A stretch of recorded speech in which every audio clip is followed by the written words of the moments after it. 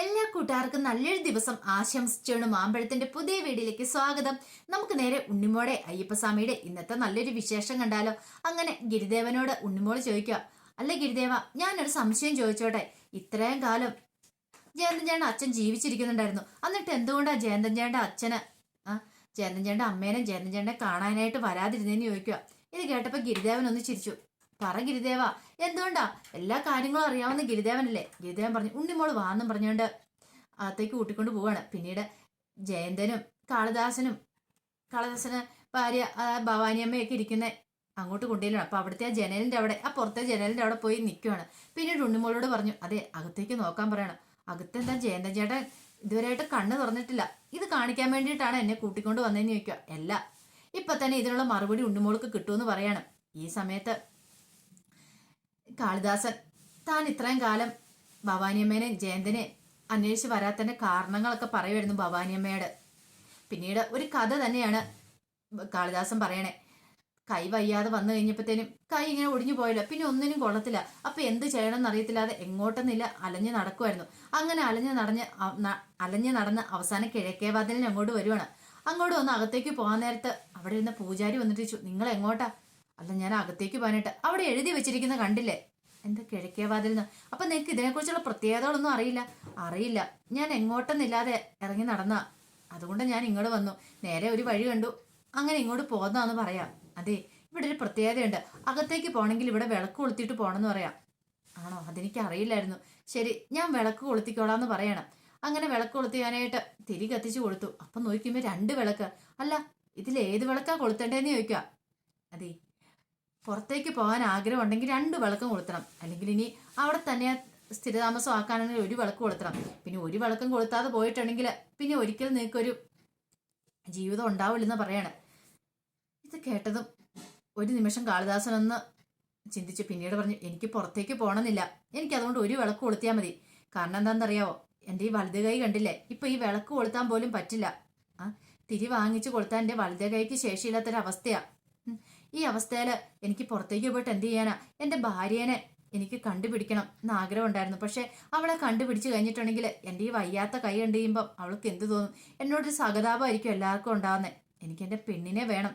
പക്ഷെ അതുകൊണ്ട് എനിക്ക് ഇവിടുന്ന് പോവാനും തോന്നില്ല. പോവാനെന്ന് പറഞ്ഞിട്ടുണ്ടെങ്കിൽ ഇവിടെ നിന്നുകൊണ്ട് തന്നെ എനിക്ക് എൻ്റെ ഭാര്യേനെ കണ്ടുപിടിക്കണം, ആ ആഗ്രഹം എനിക്കുണ്ട്. പക്ഷെ വേറൊരു നാട്ടിൽ പോയി എനിക്ക് ജീവിക്കണം എന്നൊന്നുമില്ല.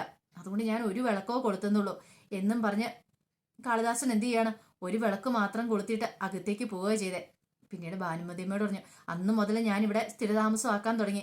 ഇവിടെ നിന്നുകൊണ്ട് ഞാൻ നിങ്ങളെ ഇടയ്ക്ക് അന്വേഷിക്കുന്നുണ്ടായിരുന്നു, നിങ്ങൾ എവിടെയെങ്കിലും ഉണ്ടോ എന്നൊക്കെ അറിയാനായിട്ട്. പക്ഷെ ഒരിടത്തും ഞാൻ നിങ്ങളെ കണ്ടെത്തിയില്ലെന്ന് പറയാം. ഇത് കേട്ട് കഴിഞ്ഞപ്പോൾ ഉണ്ണിമോള് ഗിരിദേവനോട് പറഞ്ഞു, ഓഹോ, അപ്പൊ ഇതാണില്ലേ ഗിരിദേവൻ എന്നെ ഇങ്ങോട്ട് കൂട്ടിക്കൊണ്ട് വന്നേ. ഗിരിദേവൻ പറഞ്ഞു, ഇപ്പൊ ഉണ്ണിമോൾക്ക് ഉത്തരം കിട്ടിയില്ലേന്ന് ചോദിക്കുകയാണ്. ബാബരി പറഞ്ഞു, എന്തുകൊണ്ടാണ് ജയന്തൻ ചേട്ടനെ അന്വേഷിച്ച് അവരുടെ അച്ഛൻ കാളിദാസൻ അങ്ങോട്ട് വരായിരുന്നതിനുള്ള ഉത്തരം ഇപ്പൊ ഉണ്ണിമോൾക്ക് കിട്ടിയില്ലെന്ന് ചോദിക്കാം. ഉണ്ണിമോള് പറഞ്ഞു, കിട്ടി ഗിരിദേവ. ഓ, അപ്പൊ ഇതാണില്ലേ ഗിരിദേവൻ മുമ്പ് പറഞ്ഞത്. ഗിരിദേവൻ എന്നോടൊരു ചോദ്യം ചോദിച്ചിട്ടുണ്ടായിരുന്നു. രാമൻ അറിയായിരുന്നു സീതേനെ രാവണൻ വന്ന് തട്ടിക്കൊണ്ടു പോന്ന് എന്നറിഞ്ഞിട്ടും എന്തുകൊണ്ടാണ് ആ സ്വർണ്ണമാന്റെ പുറകെ പോയത് ലക്ഷ്മണനെ ഏൽപ്പിച്ചിട്ടെന്ന്. ഇപ്പൊ എനിക്ക് മനസ്സിലായി.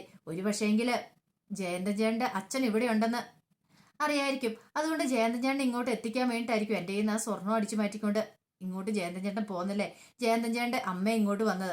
അപ്പൊ എല്ലാം ഗിരിദേവന്റെ ഒരു പ്ലാൻ ആയിരുന്നല്ലേന്ന് ചോദിക്കുക. ഇത് കേട്ടപ്പോ ഗിരിദേവൻ, ഉണ്ണിമോൾക്ക് അങ്ങനെ തോന്നിയേ? എനിക്ക് അങ്ങനെ തന്നെ തോന്നിയിട്ടുണ്ട്. പെട്ടെന്ന് ഗിരിദേവൻ പറഞ്ഞു, അല്ല, ഇതെല്ലാം ഇങ്ങനെ നടത്താനായിട്ട് ഞാൻ എന്താ വല്ല അയ്യപ്പസ്വാമിയാണോ എന്ന് ചോദിക്കുക. ഇത് കേട്ടപ്പോ ഗിരിദേവനോട് ഉണ്ണിമോള് പറഞ്ഞു, അതെ, എനിക്ക് നല്ല സംശയമുണ്ട്. അല്ലെങ്കിൽ ഇങ്ങനെയൊക്കെ പ്ലാൻ ചെയ്യാൻ പറ്റുമോ എന്ന് ചോദിക്കുക. ഈ സമയത്ത് ബാബര് പറഞ്ഞു, ഉണ്ണിമോൾ അത് മാത്രമേ കണ്ടുള്ളോ? അല്ല, അത് മാത്രമല്ല, സുന്ദരിയുടെ കാര്യമാണെങ്കിലും സുന്ദരിയുടെ കഥ ഗിരിദേവൻ എന്നോട് പറഞ്ഞല്ലോ, അതും എനിക്ക് മനസ്സിലായി. അത് മാത്രമുള്ളൂ ഉണ്ണിമോളെ. ഉണ്ണിമോള് വേറൊന്നും കണ്ടില്ലേന്ന് ചോദിക്കുക. വേറെ ഇപ്പൊ എന്താ? അല്ല, ജയന്തൻ ചേട്ടന്റെ ബാഗിനകത്തുള്ള സ്വർണം നമ്മൾ എന്തിനാ ഇങ്ങോട്ട് വന്നേ? ഓ ശരിയാ, അതിനെക്കുറിച്ച് ഞാൻ മറന്നുപോയി. ശരിയാ, ആ സ്വർണം ഉണ്ട് അതിനകത്തിരിപ്പ്. പക്ഷേ എങ്കിൽ എന്ത് ചെയ്യാൻ പറ്റും? ജയന്തൻ ചേട്ടൻ വീണ് കിടപ്പായി പോയില്ലേ, കണ്ണ് പോലും തുറന്നിട്ടില്ലെന്ന് പറയാം. അതെ, ജയന്തൻ ചേട്ടനെ വീണ് കിടപ്പിലായിട്ടുള്ളൂ. അടുത്തിരിക്കുന്ന ആളാരാ? ശരിയാ, ജയന്തൻ ചേട്ടന്റെ അച്ഛൻ. ശരിക്കുള്ള ശില്പി അദ്ദേഹം അല്ലേന്ന് ചോദിക്കണം. അത് തന്നെ. അയ്യോ, അപ്പൊ നമ്മൾ ഉദ്ദേശിച്ച പോലെ തന്നെ കാര്യങ്ങളൊക്കെ നടന്നല്ലേന്ന് ചോദിക്കുകയാണ്. പിന്നീട് ഗിരിജ പറഞ്ഞു, വാ ഉണ്ണിമോളെ എന്ന് പറഞ്ഞുകൊണ്ട് ഉണ്ണിമോളെ അങ്ങോട്ട് കൂട്ടിക്കൊണ്ട് പോവാണ്. ഈ സമയത്ത് വാവര് പറഞ്ഞു, ഒരു കാര്യം ചെയ്യും ഉണ്ണിമോള്, ജയന്തൻ ചേട്ടന്റെ ബാഗിനകത്തുനിന്ന് ആ സ്വർണം എടുത്തിട്ട് നേരെ ജയന്തൻ ചേട്ടന്റെ അച്ഛന്റെ കയ്യിലേക്ക് കൊടുക്കുക. അല്ല, സ്വർണം കൊടുത്തിട്ടോ? സ്വർണം മാത്രല്ല, ആ ഡിസൈനും കൂടെ കൊടുക്കുക. നമുക്ക് പരിഹാരം ഉണ്ടാക്കാന്ന് പറയാം. ആ വയ്യാത്ത കൈയും വെച്ചോണ്ടിരിക്കണേ ആ അച്ഛൻ എന്ത് ചെയ്യാനെന്ന് ചോദിക്കുകയാണ്. ഉണ്ണിമോള് വാ, ഉണ്ണിമോൾ അതേക്കുറിച്ചൊന്നും ഓർത്ത് ടെൻഷൻ അടിക്കണമെന്ന് പറയാണ്. പിന്നീട് അവര് കാളിദാസിന്റെ ജയന്തിന്റെയൊക്കെ അരിയിലേക്ക് ചെല്ലുവാണ്. അപ്പോഴും ജയന്തിന് ബോധം വീണിട്ടുണ്ടായിരുന്നില്ല. ഈ സമയം ഭാനുമതിയും പറഞ്ഞു, 3 മണിക്കൂർ കഴിയുമ്പോൾ ബോധം വീഴുമെന്നല്ലേ വൈദ്യര് പറഞ്ഞേ, പക്ഷെ ഇതുവരെയായിട്ടും ബോധം വീണില്ലോ എന്ന് പറയാണ്. നമുക്ക് കുറച്ച് സമയം കൂടെ വെയിറ്റ് ചെയ്യാന്ന് കാളിദാസൻ പറയാണ്. ഈ സമയം ഉണ്ണിമോൾ എന്ത് ചെയ്യാണ്, കൊണ്ടുവന്ന ആ സ്വർണവും ആ ഡിസൈനും നേരെ കാളിദാസന് നേരെ നീട്ടുവാണ്. ഇതെന്താന്ന് ചോദിക്കുക. അല്ല, ഇത് സ്വർണമാ, ഇത് അയ്യപ്പസ്വാമിക്ക് സമർപ്പിക്കാനുള്ള സ്വർണമെന്ന് പറയണ. പെട്ടെന്ന് കാളിദാസന്റെ ഭാര്യ പറഞ്ഞു, അതെ, ഇതെന്താണെന്നറിയാവോ, ഈ സ്വർണം അടിച്ചു മാറ്റിക്കൊണ്ടാണ് നമ്മുടെ മോൻ ഇങ്ങോട്ട് പോകുന്നത്. ഇത് അയ്യപ്പസ്വാമിക്ക് ആടയാഭരണങ്ങൾ പണിയാനുള്ള സ്വർണ്ണമായിരുന്നു. അത് അന്വേഷിച്ചിട്ടാണ് ഈ കുട്ടികള് എന്നെയും കൂടെ കൂട്ടിക്കൊണ്ട് ഇങ്ങോട്ട് പോകുന്നത്. അതുകൊണ്ടാണ് എനിക്ക് അങ്ങനെ കാണാൻ പോലും പറ്റിയെന്ന് പറയാം. ഇത് പണിത് കൊടുക്കണം. പക്ഷേങ്കിൽ ഇനിയിപ്പോ ഒന്നും ചെയ്യാൻ പറ്റില്ലോ. ജയന്തനാണെങ്കിൽ ഈ അവസ്ഥയിലായി. ഇദ്ദേഹത്തിനാണെങ്കിൽ ഒന്നും ചെയ്യാൻ പറ്റത്തില്ല. ഒരു കാര്യം ചെയ്യ, നിങ്ങൾ വേറെ ആരെ കൊണ്ടേലും വേറെ ഏതെങ്കിലും നല്ല ശില്പിനെ പോയി കാണുക, എന്നിട്ട് അവരെ കൊണ്ട് ഇത് പണിയിക്കാൻ പറയാം. ഇത് കേട്ട അയ്യപ്പസ്വാമി പറഞ്ഞു, അതിനുള്ള സമയമൊന്നും ഇനി ഇല്ല, കുറച്ച് ദിവസങ്ങൾ മാത്രമേ ബാക്കിയുള്ളൂ, അതിനുള്ള ഈ ആടയാഭരണങ്ങൾ പണിയണമെന്ന് പറയാം. പിന്നീട് കാളിദാസനോട് പറഞ്ഞു, അതെ, അച്ഛൻ ഇത് പണിയണമെന്ന് പറയാം. ഞാനോ? എന്നെ കൊണ്ട് ഇത് സാധിക്കില്ല. ഈ വലങ്കൈ ഇല്ലാത്ത ഞാൻ എന്ത് ചെയ്യാനാ? എന്നെ കൊണ്ട് ഒന്നിനും സാധിക്കില്ല എന്നുള്ള കാര്യം അറിയാൻ മേലേ. ഒരിത് പണിയാൻ പോയിട്ട് ഒന്നിനും സാധിക്കാത്തൊരവസ്ഥയിലാണ് ഞാൻ ഇരിക്കണേന്ന് പറയാ. അതുകൊണ്ട് നിങ്ങളിത് വേറെ ആരെയെങ്കിലും ഏൽപ്പിക്കാൻ പറയാണ്. ഇത് കേട്ടതും ഗിരിദേവൻ എന്നൊരു പുഞ്ചിരിയോടുകൂടി ഉണ്ണിമോളെ നോക്കണം. ഉണ്ണിമോൾക്ക് എന്ത് ചെയ്യണമെന്ന് അറിയത്തില്ല. പിന്നീട് വീട്ടിലേക്ക് വന്നു കഴിഞ്ഞപ്പോഴത്തേനും ദേവകിയമ്മ ആകെപ്പാടെ സങ്കടപ്പെട്ടിരിക്കുകയാണ്. വിനോദും അനസൂയയും ജയനും മിനിയും എല്ലാവരും ഉണ്ട്. ഈ സമയത്ത് വിനോദ് പറഞ്ഞു, നീ എന്ത് ധൈര്യത്തിലാടാ അമ്മേനെ കൊണ്ട് ആ പണികളൊക്കെ ചെയ്യിച്ചത്? അവരുടെ നിഴലായിട്ട് അവരോടൊപ്പം നടക്കാനായിട്ട് നിനക്ക് നാണമില്ലേ ഇങ്ങനെയൊക്കെ ചെയ്യിക്കാനായിട്ട് എന്ന് രാജീവിനോട് ചോദിക്കുക. രാജീവൻ പറഞ്ഞു, അല്ലേ, അയായിട്ട് വലിയ ആള് കളിക്കൊന്നും വേണ്ട, എനിക്കൊരു ജോലി ആവശ്യമായിരുന്നു പറയാണ്. അതുകൊണ്ടാണ് ഞാൻ അങ്ങനെയൊക്കെ ചെയ്യിച്ചത്. അല്ലെങ്കിലും അമ്മ അങ്ങനെയൊക്കെ ചെയ്തെന്നോർത്ത് എന്താ കുഴപ്പമിരിക്കണേ? അമ്മ ഏറ്റവും കൂടുതൽ പോയി പ്രാർത്ഥിക്കുന്ന അയ്യപ്പസ്വാമിയുടെ അടുത്തല്ലേ. അപ്പൊ അയ്യപ്പസ്വാമിക്ക് ഉണ്ട് അങ്ങനെ ഒരു കാര്യം ചെയ്യുന്നോർത്ത് ഒരു കുഴപ്പമില്ലെന്ന് പറയാം. ഈ സമയം വിനോദ് പറഞ്ഞു, എന്നാലും നിനക്ക് ഇത്ര കണ്ണിച്ചോര ഇല്ലാതെ പോയല്ലോ. നീ എത്ര എന്ന് പറഞ്ഞാലും എത്ര ജോലിയൊക്കെ സംഭവിച്ചെന്ന് പറഞ്ഞാലും അമ്മയുടെ കണ്ണീര് അതൊരിക്കലും നിനക്ക് നല്ലത് വരത്തില്ല. എപ്പോഴും നിനക്ക് അമ്മയുടെ കണ്ണീരിന്റെ ആ ഒരു ബലം നിന്റെ കൂടെ ഉണ്ടായിരിക്കും എന്ന് പറയാം. ഞാൻ പറയുന്നതിന്റെ അർത്ഥം നിനക്ക് മനസ്സിലാവുന്നുണ്ടല്ലോ രാജീവെന്ന് ചോദിക്കുകയാണ്. ഏട്ടൻ വലിയ വലിയ കാര്യങ്ങളൊക്കെ പറയുന്നുണ്ടല്ലോ.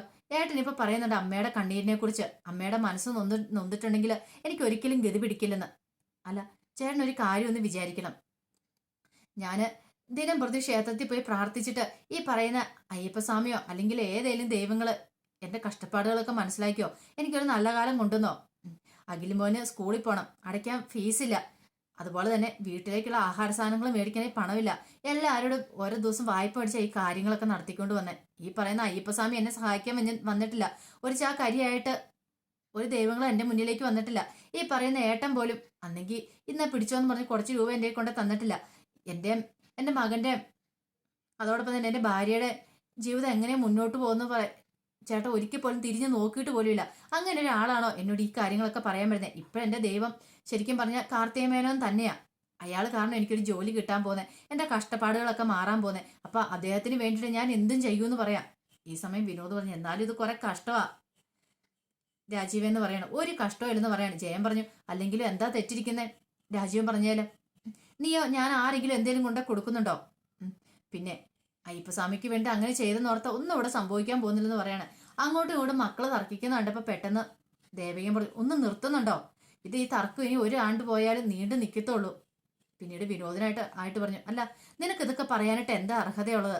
നീ ഒരു ദിവസമെങ്കിലും അവനെ ഒന്ന് പോയി സഹായിച്ചിട്ടുണ്ടോ? അവൻ എന്തെങ്കിലും സഹായം ചെയ്തു കൊടുത്തിട്ടുണ്ടോ? നീ അമ്മയ്ക്ക് വേണ്ടിയിട്ട് ഇങ്ങനെയൊക്കെ പറയുന്നുണ്ടല്ലോ, അത് അമ്മയോടുള്ള ഇഷ്ടം കൊണ്ടല്ലെന്ന് എനിക്ക് നന്നായിട്ടറിയാം. ഉണ്ണിമോളുടെ മനസ്സ് വേദനിക്കരുത്, അതുകൊണ്ട് മാത്രം, അല്ലാതെ അമ്മയോടുള്ള സ്നേഹം കൊണ്ടല്ല.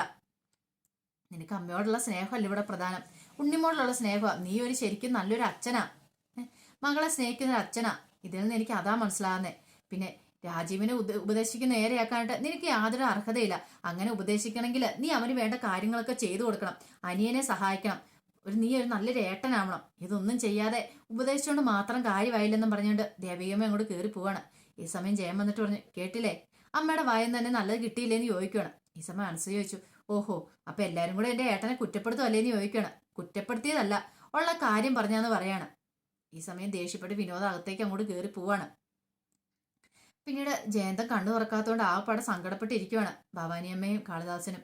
ദൈവമേ, ഇത് മോനിതരായിട്ടും കണ്ണു തുറന്നില്ല. എനിക്കറിയായിരുന്നു ഇങ്ങനെയൊക്കെ സംഭവിക്കുമെന്ന്. അതെന്താ അങ്ങനെ ഭാനുമതി പറഞ്ഞെന്ന് ചോദിക്കുകയാണ്. മറ്റൊന്നും കൊണ്ടല്ല, അന്ന് കിഴക്കേവാതിലേക്ക് വരാൻ സമയത്ത് ആ പൂജാരി ഇവനോട് വിളക്ക് കൊളുത്തുന്ന കാര്യം പറഞ്ഞായിരുന്നു. ഇവൻ ഒരു വിളക്കും കൊളുത്താതെ കയറിപ്പോന്നെ, അതിനർത്ഥം ഇവന് അപകടം സംഭവിക്കുമെന്ന്. ഇപ്പൊ അതുപോലെ തന്നെ സംഭവിച്ചില്ലേ? ഇനിയിപ്പം എന്ത് ചെയ്യണമെന്ന് എനിക്ക് അറിയത്തില്ല എന്ന് പറയാം. അങ്ങനെ ഒരു വാവിട്ട് നിലവിളിച്ചുകൊണ്ടിരിക്കുന്ന സമയത്ത് ഉണ്ണിമോള് വന്നിട്ട് അമ്മേനെ പിടിച്ച് പുറത്തേക്ക് കൊണ്ടുപോവാ. ബാമ്മ സങ്കടപ്പെടല്ലേ, ഞാൻ ഒന്നും സംഭവിക്കത്തില്ലെന്ന് പറയാണ്. ഈ സമയം കാളിദാസന് ഗിരിദേവൻ അങ്ങോട്ടൊന്നും ഗിരിദേവനോടായിട്ട് പറയാം, ഞാൻ ഇങ്ങോട്ട് ഒരു തിരി കത്തിച്ചാ വന്നത്. ഇവിടുന്ന് എനിക്ക് എങ്ങോട്ടും പോകാൻ സാധിക്കുകയായിരുന്നില്ല. പക്ഷെ എനിക്ക് അയ്യപ്പസ്വാമിയുടെ അടുത്തേക്ക് പോകാൻ കഴിയുമായിരുന്നു. അയ്യപ്പസ്വാമിയുടെ അടുത്ത് പോയി എനിക്ക് പ്രാർത്ഥിക്കാൻ കഴിയുമായിരുന്നു. എന്നും രാത്രി ഞാൻ പോയി പ്രാർത്ഥിക്കും.